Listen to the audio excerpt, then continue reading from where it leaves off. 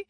Okay, so I'm out in my car. It's my lunch break. I don't have a lot of time, but I'm tired of having every intention to make a video when I get home from work. And then by the time I put my kids to bed, I'm just too exhausted to make a video. So I really want to talk about something. And so I'm doing it on my lunch break in my car. And what I want to talk about is something that has happened the last couple days in the Blake Lively saga that's been going on. And it's really exciting for me because one of the reasons I started this YouTube channel was my concern with seeing social justice movements that were very important movements like the Me Too movement end up just being this farce and this joke because privileged people maybe with personality disorders, people who are maybe allergic to the truth. I don't know, but there's lots of people who kind of hijack this movement and then it's just become a joke. And that's really sad to me as somebody who we all either are survivors of abuse or harassment, or we are close to and know somebody who's been a survivor of abuse or harassment. And I feel like the movement that it has just become a joke because of the bad apples who have tried to weaponize these movements. And the biggest problem, there's always going to be bad apples. But the biggest issue I've seen, and again, one of the reasons I did my own YouTube channel, because I wanted to talk about it, were the organizations and individuals who have always believed in these social justice movements and then who go along with the bad apples because I guess they feel like they have to go along with that narrative for whatever reason. And I always question that because why aren't we questioning some of these bad apples so that our movements, the movements that we believe so strongly in for women and men who are victims and actual true survivors, we don't want that to become a joke. And so when we go along with and pretend or truly lift up people who don't have that same motivation for survivors as we do, then it makes the whole thing into a big joke. And so when Amber Heard came out, when all that happened and we found out that Amber Heard herself was the abuser and the predator, the ACLU still had her listed as their spokesperson for domestic violence. And Evan Rachel Wood, who, if you watched my video about Marilyn Manson, she actually created a whole law, a Me Too type law, so that there wasn't the statute of limitations for people making accusations of sexual abuse. And of course that sounds great, but it's not great when you know the story and the details about who Evan Rachel Wood is and what she actually did to Marilyn Manson. And now this same thing is happening with this Blake Lively case. So this is really complicated and I don't know how much to get into it, but Blake Lively and Ryan Reynolds sued Justin Baldoni for hundreds of millions of dollars, claiming sexual harassment and then a subsequent retaliation campaign against them. And every single act of sexual harassment that Blake Lively accused him of got dismissed by Judge Lyman. And it didn't get dismissed just because of a technicality. He went through each claim of sexual harassment and said none of them actually stood up, even would stand up to actually being harassment. Even if what she said was exactly true, she wasn't exaggerating, even if you took her exact word, which you shouldn't, it still didn't rise to the level of sexual harassment. And the subsequent campaign against her, the retaliation smear campaign, there was no proof of that either. It just showed that the internet was doing what the internet does and reacting negatively to her tone-deaf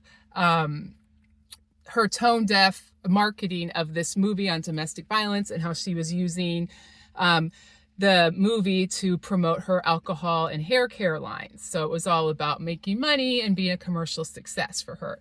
And so after hours and hours and hours of looking into this every day, we have found that she and Ryan were trying to take over the movie. They wanted the rights to this movie. They thought that Justin Baldoni was a doofus and that he didn't know what he was doing. And they wanted,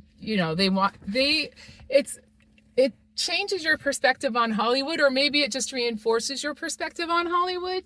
But basically, Ryan Reynolds and Blake Lively are A-listers. They have a huge amount of power, and they used all of their power every chance they could throughout this trial, and probably forever, and it's just now being exposed. So there's cases of Ryan doing this with Deadpool and other situations. So when you look at all of those sexual harassment claims, again, none of them stand up. None of them would be considered actual sexual harassment.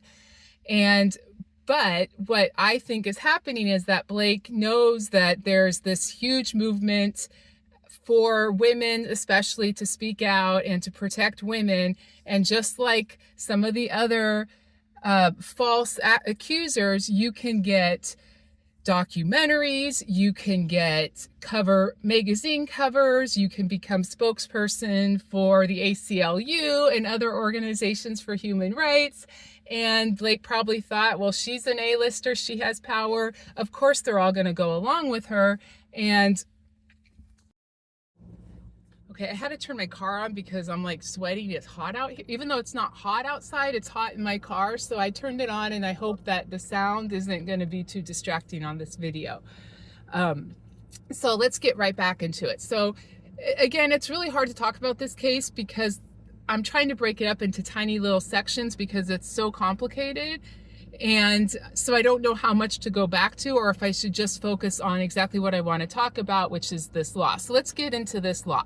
There is a very new law in California that was established like a year ago, but it's never actually been used in practice. And I have a little bit of notes on this because this is related to what's really exciting. It's called the Speak Your Truth Act, AB 933, or Civil Code 47.1, and it was done by a law professor and attorney named Victoria Burke. And she created this law because in 2019, she was assaulted by an acquaintance who put something in her drink and assaulted her, and she woke up and didn't know what exactly happened.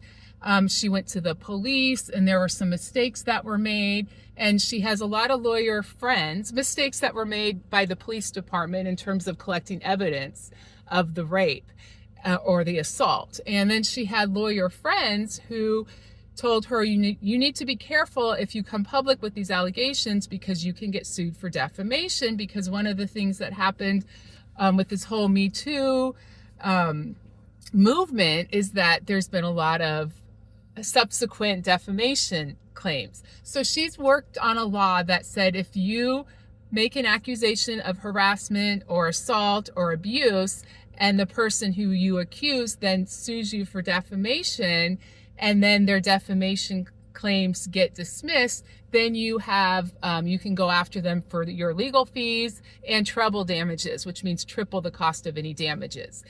And so she had every good intention with this law because she herself was an actual survivor and a victim. And so it's in California, but she's working on making it into a national law.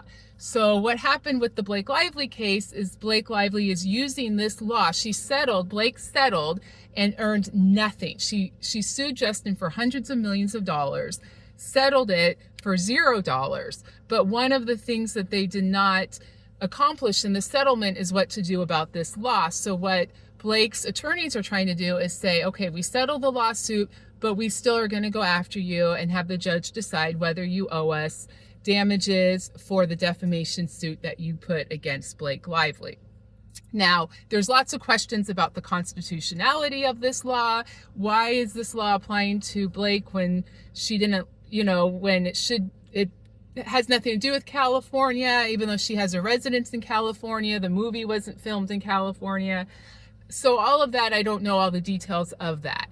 But the big thing is the publicity spin. What Blake and her attorneys and her publicist are trying to do is say, okay, we have to make a win for Blake. So we're not going to win this lawsuit. So what we're going to do is we are going to try to get damages for this law. But now we're also going to have Blake try to push this law into a national law and make it more about her, like Blake's law, and kind of take over this law. And then now her reputation and her her legacy can be about, being protecting women and being this big person who promoted this law.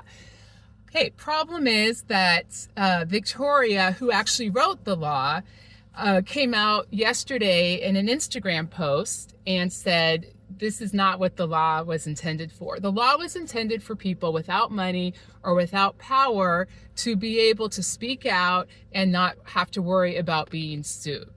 And now the law is going to become, again, under a lot of scrutiny. People are going to talk about how constitutional it is because Blake is taking over this law. Just like Blake and Ryan tried to take over the movie It Ends With Us, which is what brought on this whole lawsuit. And like Ryan did with Deadpool and other situations in the past, now they're trying to take ownership of this law from this woman who wrote the law, who's an actual survivor. And when she realized what was going on, now she's starting to speak out about it. So she does not want the law to be a Blake Lively law, because now that's just a joke. This woman, Victoria, is an actual survivor of sexual assault, and she wants the law to be for people who are actual survivors and also for people who don't have the money or the power. The exact opposite of Blake Lively. Blake Lively has all the money, all the power, all of her dragons, Taylor Swift, Ryan Reynolds, and she was the predator in this situation. So she's doing the exact opposite of this law than what it was intended for. And Victoria is now coming out and saying that. And another thing that she's talking about is how she has had communication with Blake's attorneys, and she let them know that she was uncomfortable with what was going on. And so they know how she feels, but they're continuing to move on without her. So what she said to the attorneys is that she's concerned because of the reputation that Blake is having as being this other Amber Heard, that by Blake Lively trying to put all the attention of the law to her case, that it's going to harm the law, harm the reputation of this law.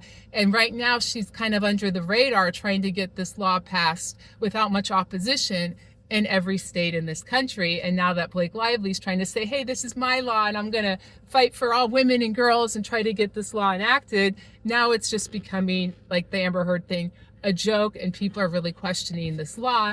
And she's the exact thing the law is not supposed to. It's not supposed to protect privileged, rich, powerful predators. And Blake Lively and Ryan Reynolds are privileged, powerful predators who are using a law that's supposed to protect victims and making it seem like they're the victims, and that they're using this law to protect themselves and then subsequently to protect everyone else. So I think this is Blake's new idea. I lost this lawsuit, I look bad, but I'm gonna take over this law. I'm gonna try to get it try to get it established in every state, and now I'm going to be known as this hero for women and girls.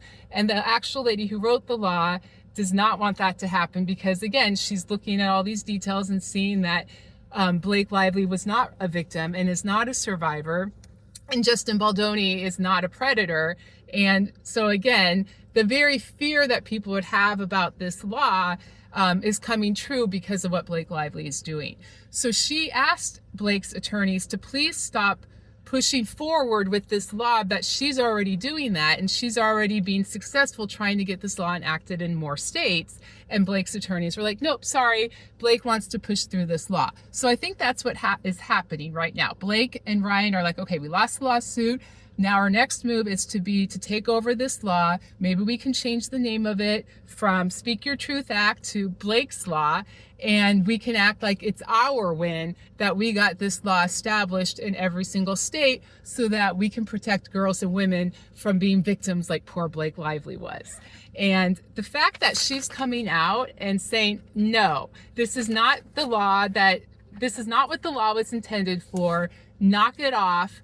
You guys are privileged A-listers who are weaponizing something really important to me and making it into a joke. That's what I'm so happy about, because that's what I have not seen with these Me Too debacles.